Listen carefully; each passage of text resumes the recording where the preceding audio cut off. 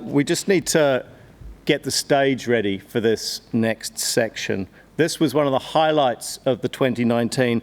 We asked our panelists if they had any special requirements, and one of our panelists said, in the green room before the talk, I require one bowl of green M&Ms with only perfect M's printed on them, 3 289ml cans of Coca-Cola, and a chair trimmed in alpaca hair to lounge in.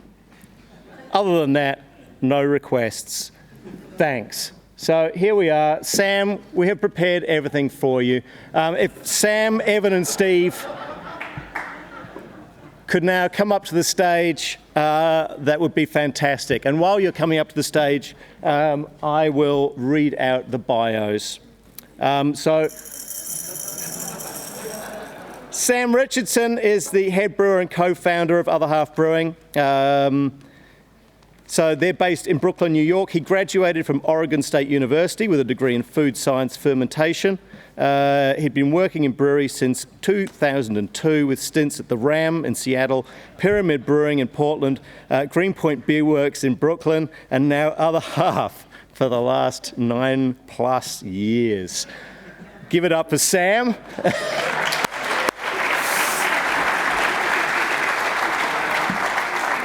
We also have Evan Price. Evan Price is the head brewer and co-founder of Green Cheek Brewing. Evan never finished college, and instead he dropped out of school to wash kegs at the local brewery in 2006, fulfilled his dream of opening a brewery back in 2017, and is now the co-owner, grab yourself a Coke as well, bro, co-owner and brewer for the Green Cheek Brewing Co. in Southern California. He spends most of his time running the brewery with his business partner Brian, as well as raising twin boys with his partner Aubrey. All he thinks about every day is making things that he can eat and drink. That's it. Now, and finally, Steve Luke, if you could walk on up here. Steve is the founder and head brewer of Cloudburst Brewing, which is nestled in an inconspicuous 115-year-old building just north of Pike Place Market in Seattle. Prior to starting Cloudburst, Steve was the lead brewer at Elysian. He also worked and brewed at Rogue, Cambridge Brewing House, Allagash, Harpoon, and he's an alumni of the UC Davis program for brewers. Among his professional accolades, he was a James Beard semi-finalist for Outstanding Spirits and Wine Beer Producer in 2020 and 2021. He won the Small Brewer of the Year at GABF. Holy shitballs. All right. Our topic for today...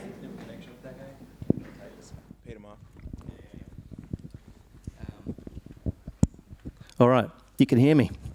Our topic for today, everyone, is Tropics to Forests, exploring hop aroma diversity within hops. So, gentlemen, welcome to the hop jungle. I reckon probably between the three of you, you really must be making some of the best hop-forward, modern, hop-expressive beer in the US and probably the world. I think that's fair. Isn't that fair? I'd say it's fair. So, look, really what I want to do today is talk to you about your techniques. I mean, last year, I think this panel had an enormous effect on brewing in New Zealand.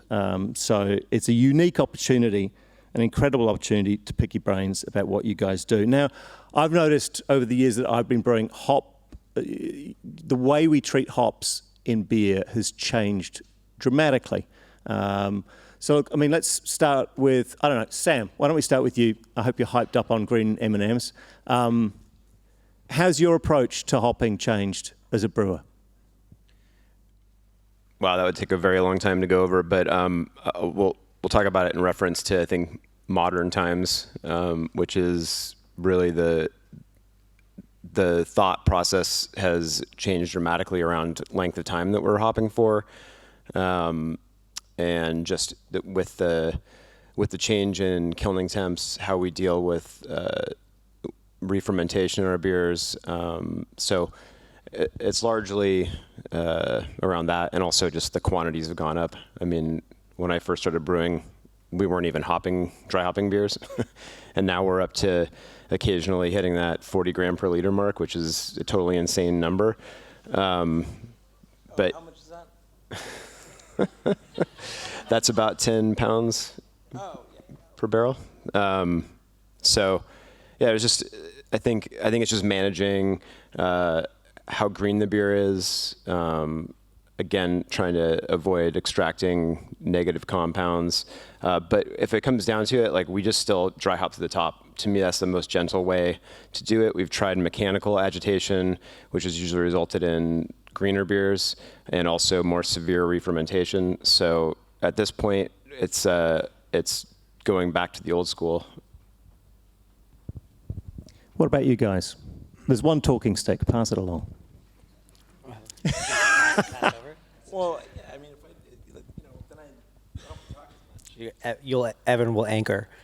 Yeah, I guess along the lines with Sam too. A lot of it is just kind of using what tools you have at your disposal, and I think, as research like this has shown, there's always something new. There's always some wormhole opened into more information, and it can be really intimidating at times, especially kind of when you come back into your brewery that might be, secondhand, third hand. You might have all sorts of different manufacturers for your tanks. You might have some weird, funky little quirks like most of us do, and just becoming really familiar with what you have in your house and how best to utilize that. And I think kind of along the lines what Sam was saying is like gentle, that's kind of where we've gone back to, is kind of keeping everything like really simple. Like, what's the simplest solution for us to do?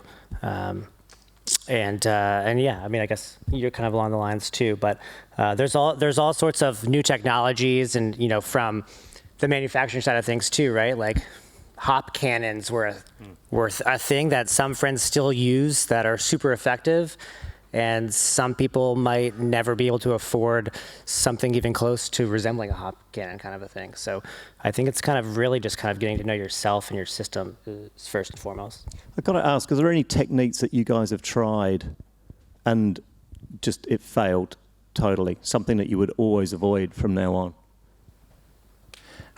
I mean, I'm not a fan of recircing hops personally.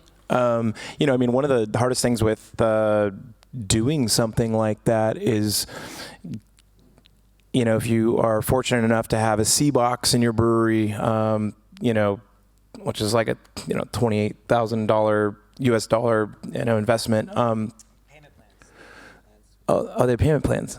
Oh man, good to know. You're on one? Okay, good. We should talk about that later.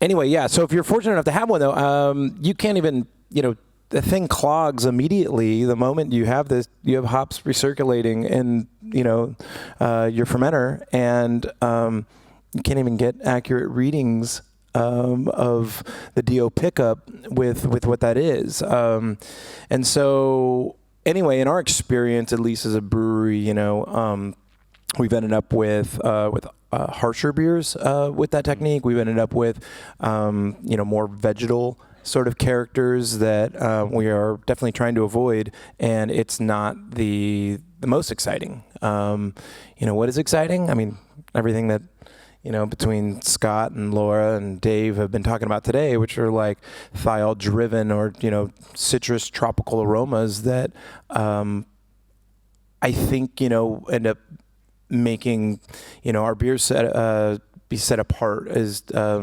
this like these baby steps to continue to like figuring that out from a sensory standpoint, because we don't have a lab, we have a microscope at our brewery, and we have our palates, which I think is the most valuable piece of equipment in the brewery. I mean, it wasn't that long ago that talking about thiols and esters and just wasn't part of a brewer's vocabulary. How important is it to you now, Steve? Oh, I don't know if I should start this off, but we've never used the new yeasts that Omega has been talking about, mostly because I'm a creature of habit and I've used the same yeast for 15 years at this point. So, which I think some people can relate to. Some people's breweries are built on like innovation, like constant innovation and constant change, and with that takes lots of risks. And then some breweries are on the other side of things and kind of just humming along with what they know.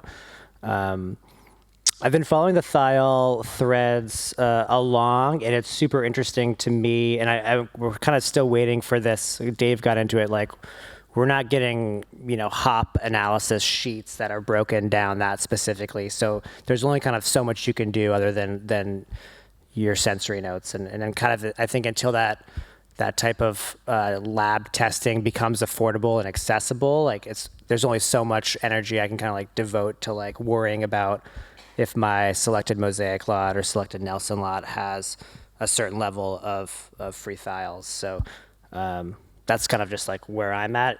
Kind of what Evan was talking about is like, does it smell good? Does it work with other lots you have in your cooler at the time, and kind of making your decisions on building your hop bills in a complementary way or so. What about you guys? I mean, are you looking at hop analysis before you choose, or is it really just sensory? I'm in the just sensory camp, honestly. I mean, like there are absolutely, having that data is really nice. Sometimes it helps in a decision where you're kind of, maybe stuck between two or something like that. But I'm all about the Pepsi challenge. Let's see where we go here. As a team, and then in order to try to drive the beers that we are trying to make, which is completely subjective. I was going to bring up one thing before I launch into the sensory discussion here, but pellet density and how important that is to dry hopping, I think, is something that gets overlooked a lot. Just like, obviously, if you have a very dense pellet, I think you need to be aware of what you're dry hopping with. If you have a very dense pellet, it's going to sink to the bottom. If it's not dense enough, it's going to float on top of your tank. That's obviously something that's resolved by agitation, but as I mentioned before, I feel like that's something that drives a lot of that green character in the beer. So you can't always be in control of how dense your pellets are, but I would say it's a good thing to be aware of while you're actually about to dry hop a beer, like how dense is this? Can I break it with my finger? So, and then as far as sensory goes, for us, we're sensory driven, not numbers driven.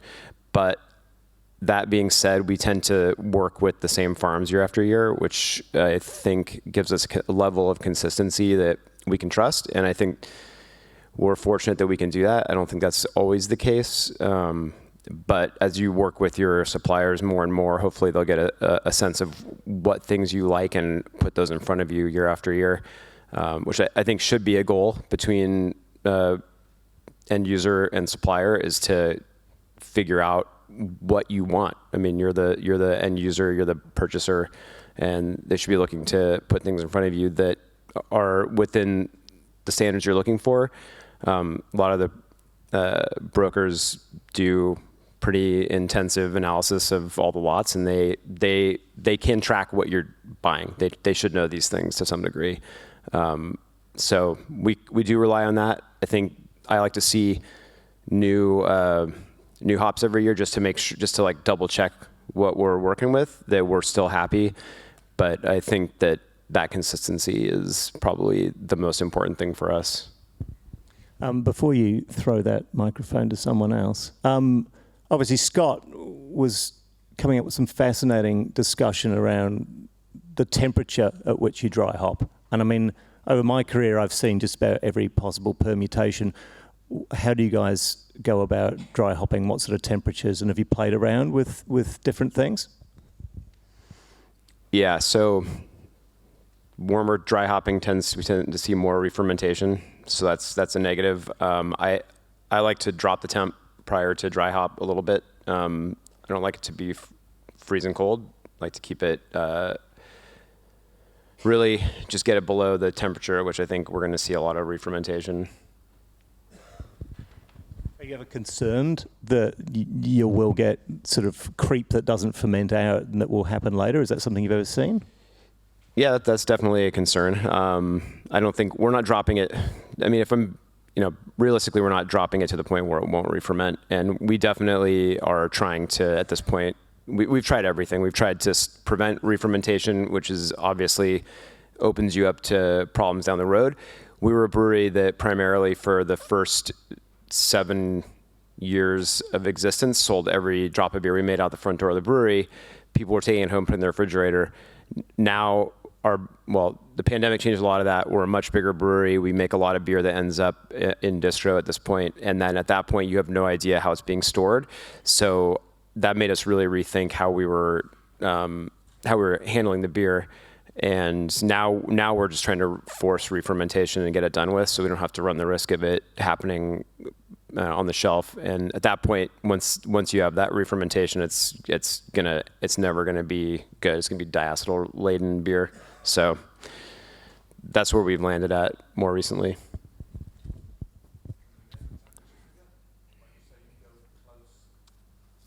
Usually around 60 Fahrenheit. So our brewery makes two main different IPAs, hazy IPA or West Coast IPA. We kind of sell them pretty equally in cans, but our draft West Coast IPA, being in California, is definitely the thing that keeps us going. But we treat these beers a little differently. In one beer, we are looking for a richer, a fuller body with the hazy IPAs, and they end up being a little simpler for us as a target, where we have this flavorful yeast strain, the London 3. We have this base of very low color malts with light colored Pilsner malt, oats, and unmalted wheat. And anyway, whenever we are harvesting, typically on say day 4 or 5, depending on if it's a double or a triple IPA, and then we are actually encouraging a secondary fermentation with those beers specifically. So we will add Belgian candy sugar with hops. With those beers, and what we're getting with this whole situation is one, we're getting healthier yeast to be able to harvest from over and over, because we're fermenting to initially a lower gravity.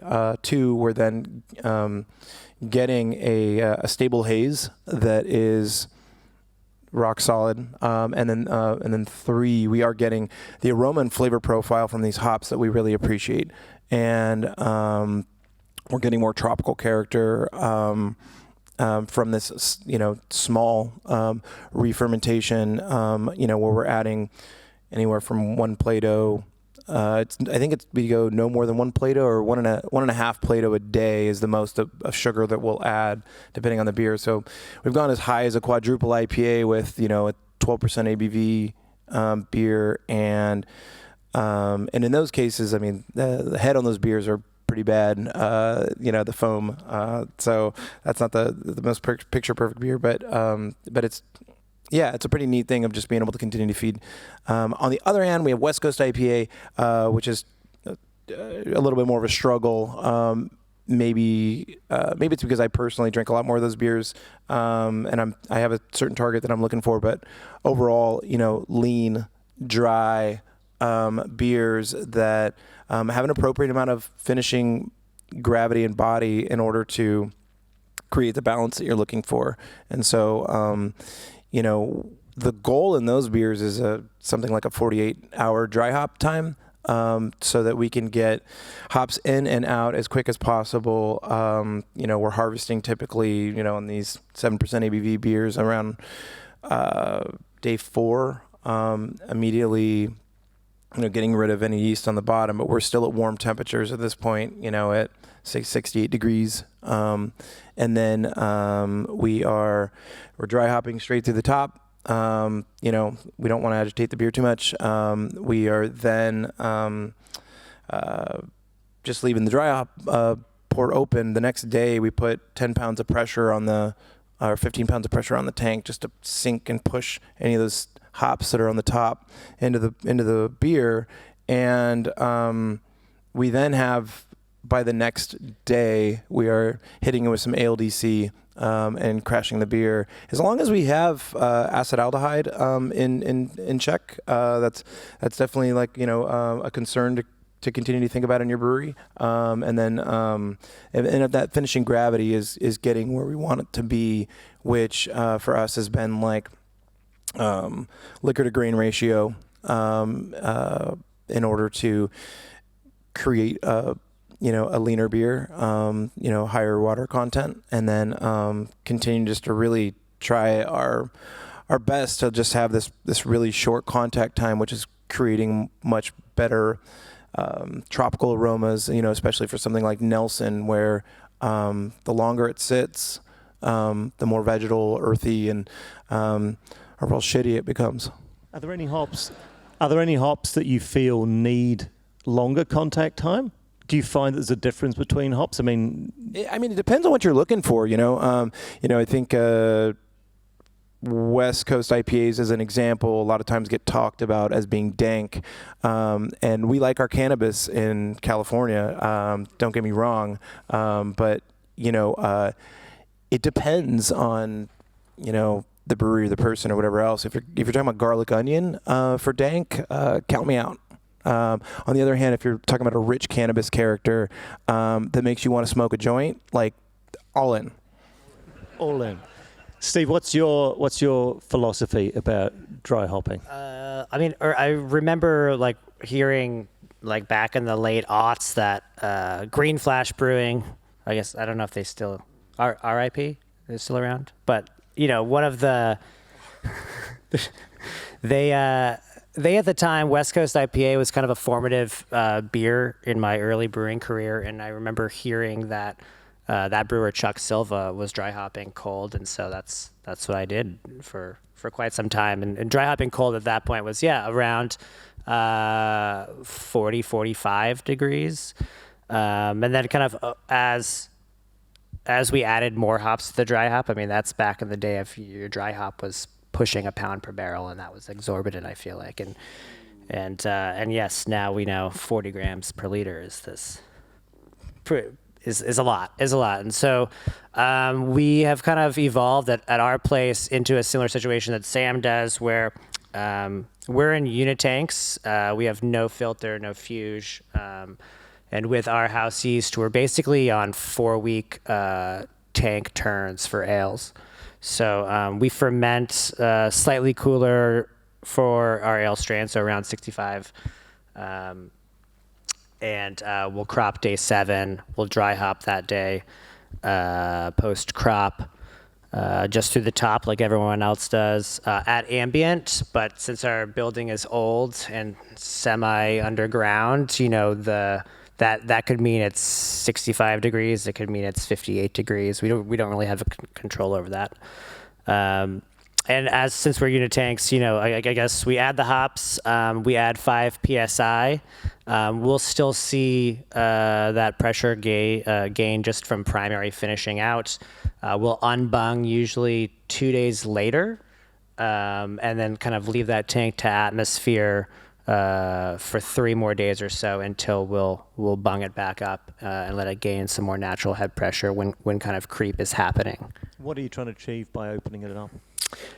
Just kind of agitation in my mind. I think Scott kind of mentions like we never know what's going on inside our tanks, but the CO2 blanket prior to dry hopping, opening up that tank, getting the hops in there, kind of giving it a little bit of this blanket and watching it start to kind of like finish fermentation, and then relieving pressure at a higher, at a higher rate. I feel like it's kind of our way of not necessarily bubbling, but just a natural rouse, to kind of to gain some of that while being gentle, right? We're not really injecting anything to that.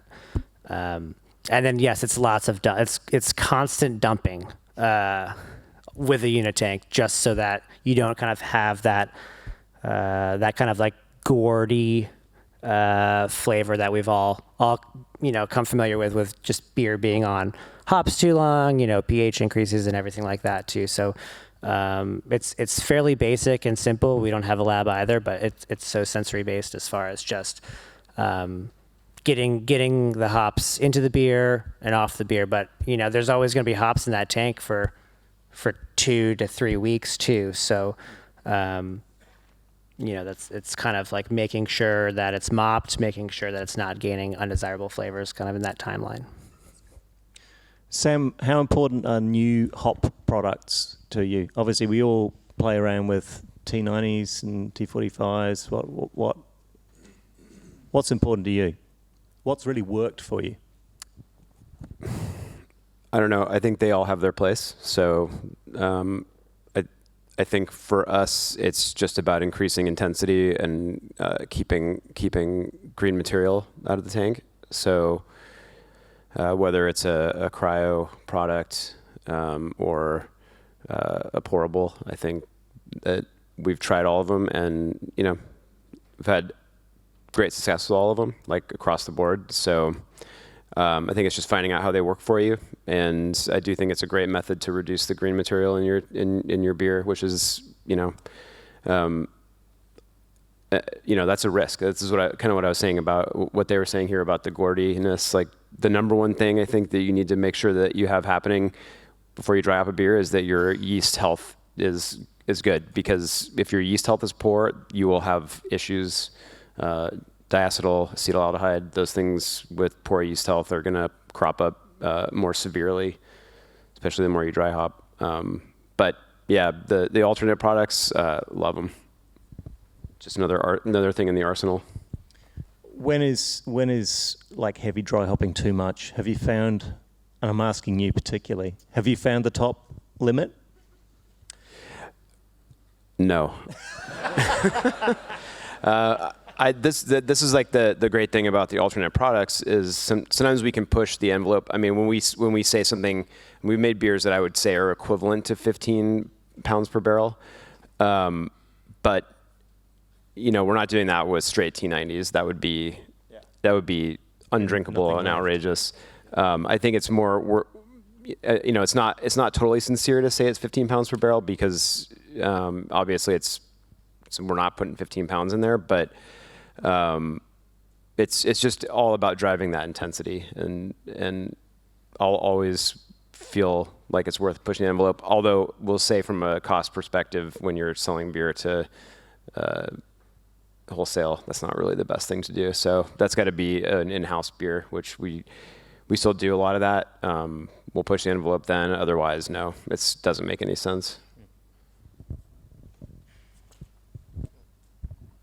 Oh, the same thing. Yeah, hop products. We're actually running over time on this, but honestly, this is just a gold mine. So I'm sure none of you will be upset about cutting your lunch break slightly short so that we can dig a little further. And I'd really like to have a little question time at the end of this, because I'm sure some of you are just like actually burning with questions.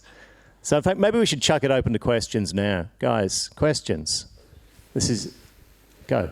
Do you guys all use ALDC? I do. Hello. Oh, no, I just need to talk into it. We use ALDC at our brewery. Isn't that funny? Just talking to it. At Knockout, and then whenever we want to then crash the beer as well. Where are you at? That's cool. I was really interested to hear that you hit it twice. I mean, that's quite new and exciting. I feel like it's the only way that we've gotten like really great results. No, I don't think I need it. We don't use any ALDC. We've tried it a little bit and just found I wasn't confident enough in trusting the process of ALDC. Kind of hence our 4-week tank times. It's like let it primary, let it creep, let it run its course. We're not a production driven operation, so we can do that. But I'm thankful for that, because I'd be real stressed out, figuring out an ALDC. Sam?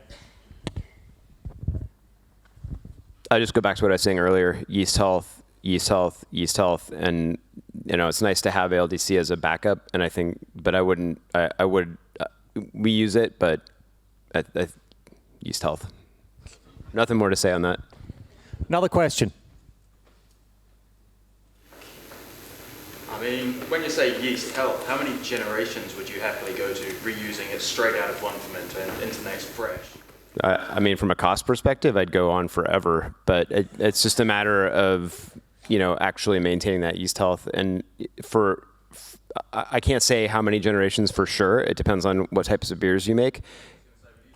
Which is a blend of 3 fight yeasts.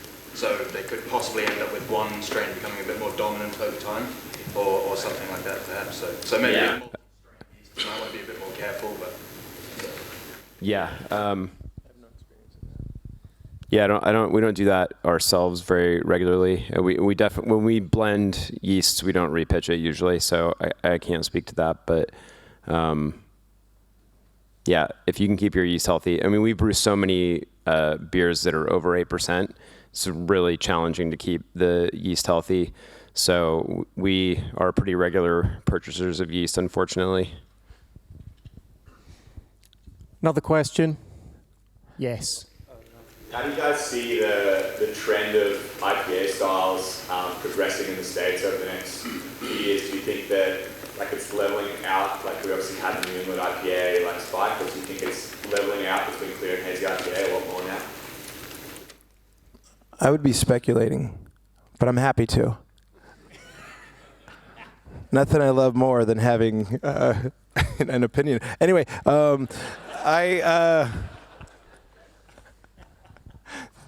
Sorry. Anyway, I don't know. I at least for our brewery, we opened in 2017. I worked at a brewery previous to that where West Coast IPA was king. Hazy IPA then took it over, and now we've I feel like, at least in our neck of the woods, we're continuing to settle back into West Coast IPA again, but we make a lot of different things at our brewery on purpose. The thing we actually make the most of now as a brewery is a hard seltzer,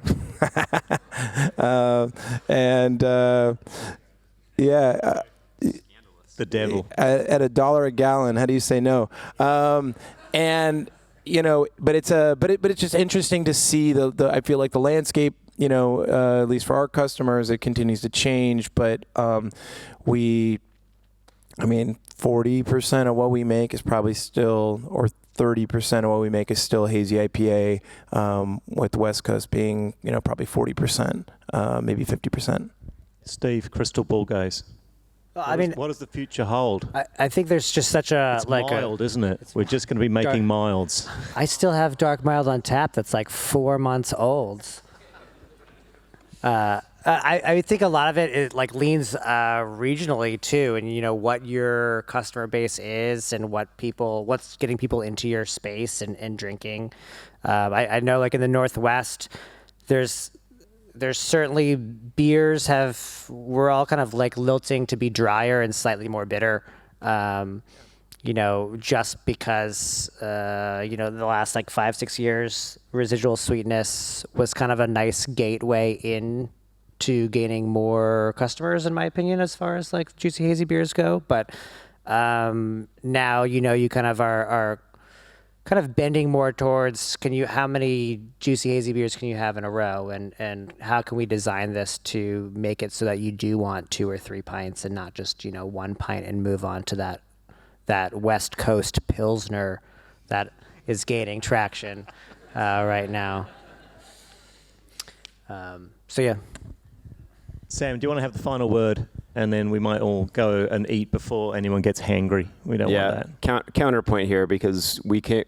I'm actually was born in the Northwest, and I brewed in the Northwest before moving to the East Coast. And the East Coast really was behind the West Coast in terms of beer knowledge, acceptance, and it really came up during the New England IPA craze. So, we still make 90+% of our beer is New England IPA, and I do see some people becoming interested in West Coast again, but I think on the East Coast of the States, it's going to be New England IPA for a very long time. They just came up with it. And I think the return to interest in West Coast IPAs on the West Coast is because a lot of people came up with that as the beer of choice, and now they're switching back to that, or they're alternating. So I think depending on where you're at is going to be the determining factor in how much of those beers you're going to be making. We've been trying to make more, but you can only push the envelope so hard with that. And I'm sorry, West Coast IPA, that's what we've been trying to make more of. But I mean, IPA is not going anywhere, either of them. And I would venture to guess that probably the majority of IPA made still is West Coast IPA, just because the vast amount of large breweries that make West Coast style IPAs at volume, where I think a lot of the dialogue smaller breweries have gotten a lot of attention over the last decade in a way that is kind of detracted from the fact that the majority of the beer I think is West Coast. It's like the discussion about lagers. Oh, lagers are going to make a comeback. Well, lagers never went away. It's just that you're thinking about small breweries and whether they make them, not about like the overall beer world. So awesome. Don't feel like this is the end. You can obviously chat to any of these wonderful people while you're having your lunch and later on over beers. Sam, you can keep the rug, bro. That's genuine New Zealand alpaca. Can't believe you guys did this. You can also keep the M&Ms. It's on the house. Awesome, everyone. So you know where the lunch is. It's in the same room that you discovered for your morning tea. Go eat, hydrate. It's bloody important. And we'll see you all back here at 2:00. Don't make me come get you. Turn this off.